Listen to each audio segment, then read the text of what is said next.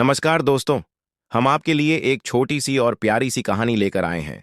कहानी का शीर्षक है चाय की दो प्यालियां। गांव के एक कोने में एक छोटी सी चाय की दुकान थी। मिट्टी की दीवारों वाली, टीन की छत से ढकी और सामने लगे आम के पेड़ की छांव में बसी हुई। उस दुकान का नाम था मन की चाय। दुकान चलाती थी एक बूढ़ी अम्मा। सब उसे चाय वाली अम्मा कहते थे। उसके चश्मे के पीछे झुर्रियों से भरा चेहरा था, पर मुस्कान हमेशा ताजगी से भरी होती थी। अम्मा चाय नहीं बनाती थीं, वो दुआएं उबालती थीं और उस दुआ में मिठास थी, अपनापन था, ममता थी। हर सुबह गांव के बच्चे स्कूल जाते समय उसकी दुकान पर रुकते, कोई बिस्कुट के लिए तो कोई सिर पर हाथ फिरवाने के लिए। लेकिन अम्मा की नजरें हर रोज एक ही शख्स को ढूंढती थीं, विवेक।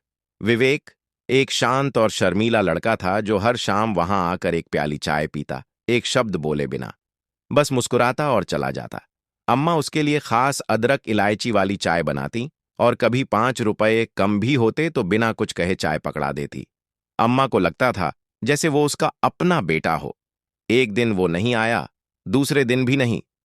तीसरे दिन अम्मा की आंखें नम थीं। चौथे दिन एक चिट्ठी आई। अम्मा, आपकी चाय में जो सुकून था वैसा कहीं नहीं मिला। मैं शहर नौकरी के लिए आ गया हूं।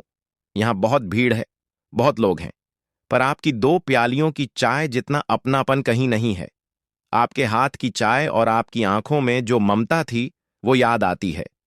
एक दिन वापस आऊंगा, बस आपकी दुकान के सामने बैठकर फिर से वो दो प्यालियां चाय पिएंगे, एक आपके लिए, एक मेरे लिए। आपका विवेक। अम्मा चिट्ठी सीने से लगाकर मुस्कुराई और अगले दिन से दो प्यालियां चाय बनाकर रखने लगी, एक विवेक के लिए, एक खुद के लिए। वो जानती थी कुछ रिश्ते शब्दों से नहीं, चुपचाप उबलती चाय से बनते हैं।